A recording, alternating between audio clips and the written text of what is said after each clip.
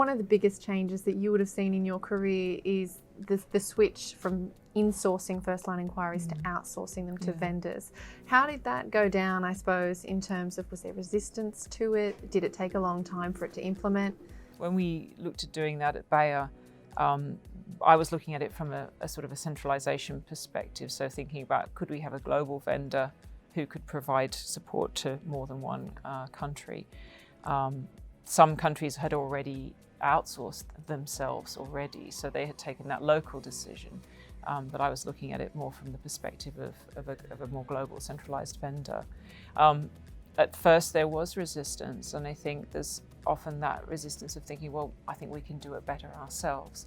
But there is a tipping point where you have a high volume of inquiries and you get to that point where you're having to hire more people, and it does actually become inefficient to do it all in-house, and outsourcing does make sense. That's probably one of the bigger changes, but what other technologies have come in your time? Obviously we've had a huge technology boom over the last 20 years. How's it changed in MedInfo? We're seeing more and more that people want to be able to self-serve information. They want to be able to get hold of it in the evening when they're sitting at home and they've got some time after dinner or whatever, they'd like to get some information. So there's more of that needing to support the self-service of information in the right way. You're also seeing an increase in things like chatbots.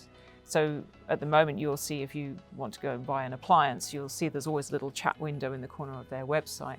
Now there's a push now to have the similar type of thing for MedInfo, where you could sort of have, how can I help you? And say, well, I've got a question about product A, and then they say, okay, well, how can I help? So this can actually be automated quite successfully to a certain level, and this is something that's being explored by quite a lot of companies right now.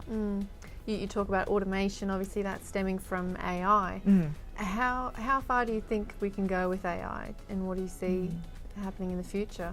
I think AI is really interesting, particularly in terms of the analysis of incoming inquiries.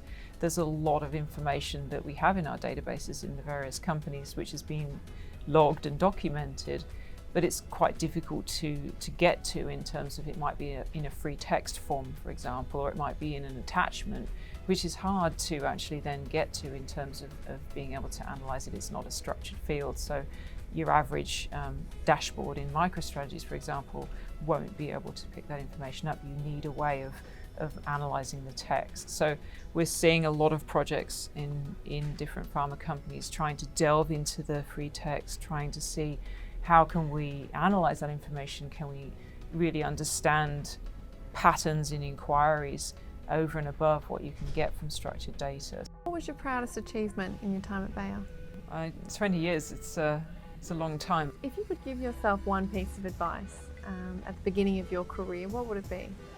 It would be good to have had people around me that were able to sort of give you the understanding of what might be possible.